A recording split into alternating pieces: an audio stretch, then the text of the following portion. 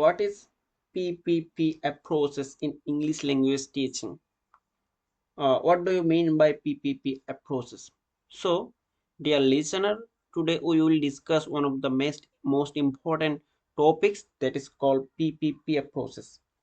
মূলত PPP approaches হচ্ছে ইংরেজি ভাষা শেখার একটি জনপ্রিয় পদ্ধতি। পিপিপি বলতে বোঝানো হয় প্রেজেন্টেশন, প্র্যাকটিস এবং প্রোডাকশন। সো প্রেজেন্টেশন বলতে এখানে মূলত এই ধাপে শিক্ষক সাধারণত উদাহরণ, চিত্র বা গল্পের মাধ্যমে বিষয়টি ব্যাখ্যা করবেন এবং যারা লার্নার্স থাকবেন তারা এই জিনিসটাকে গ্রহণ করবেন। শিক্ষার্থীরা ভাষার ফর্ম, অর্থ এবং ব্যবহার সম্পর্কে ধারণা পাবে এই প্রেজেন্টেশন পদ্ধতির মাধ্যমে। Then practice. এই ধাপে শিক্ষার্থীরা শিক্ষক নিয়ন্ত্রিত পরিবেশে নতুন শেখা বিষয়টি অনুশীলন করবে, অর্থাৎ যে জিনিসটাকে প্রেজেন্টেশন আকারে শিক্ষক উপস্থাপন করেছিলেন ওই বিষয়টা এখানে প্র্যাকটিস করে ওই শিক্ষার্থীরা আয়ত্ত আনার চেষ্টা করবে। অনুশীলন পদ্ধতিটি সাধারণত পুনরাবৃত্তিমূলক, যেমন হতে পারে এটা গ্যাপ ফিলিং এক্সারসাইজ হতে পারে, উইথাউট ক্লোজ হতে পারে কিংবা রুলস প্লে হতে পারে। লক্ষ্য হলো সঠিকভাবে কাঠামো ব্যবহার করে, অর্থাৎ দক্ষতা বাড়ানো।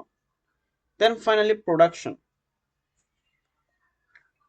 এই ধাপে শিক্ষার্থীরা স্বাধীনভাবে শেখা বিষয়টিকে ব্যবহার করবে, তারা নিজের মতো করে বাক্য তৈরি করবে এবং কথা বলবে।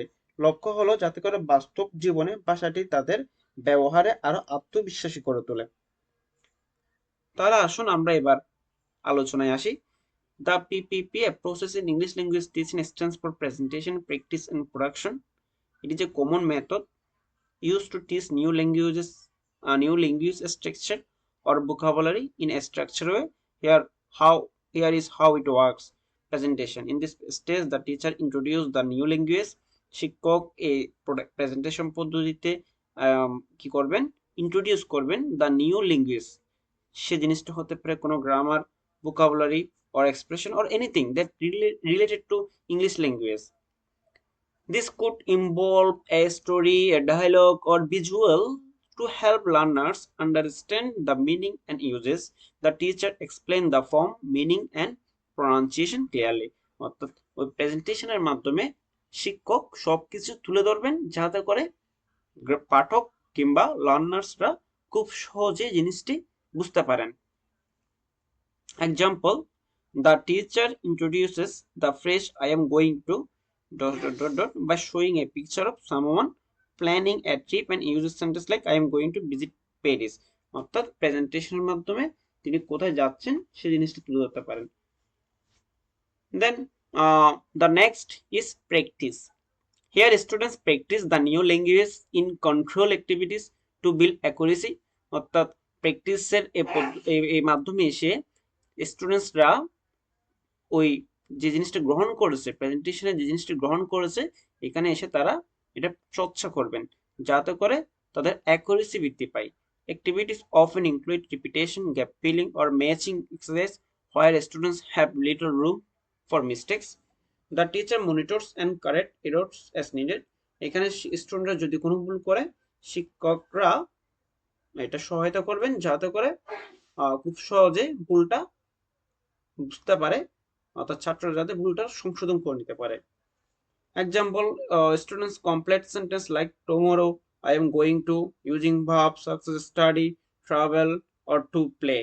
অর্থাৎ এখানে কোথায় কি ব্যবহার করতে হবে এই জিনিসটা শিক্ষক সহায়তা করবেন। Production. And this is the final steps. These steps allow students to use the language in a freer, more communicative way. They create their own sentence or engage in role plays, conversation or discussion. অর্থাৎ ওই যে জিনিসটি বা যে বিষয়টি বা যে রুলসটি একজন লার্নার শিখেছে এই জিনিসটা এখানে এসে প্রোডাকশন করবে, অর্থাৎ রুল প্লে, কনভারসেশন বা ডিসকাশনের মাধ্যমে এই জিনিসটা তুলে ধরবেন। The focus is on fluency rather than accuracy.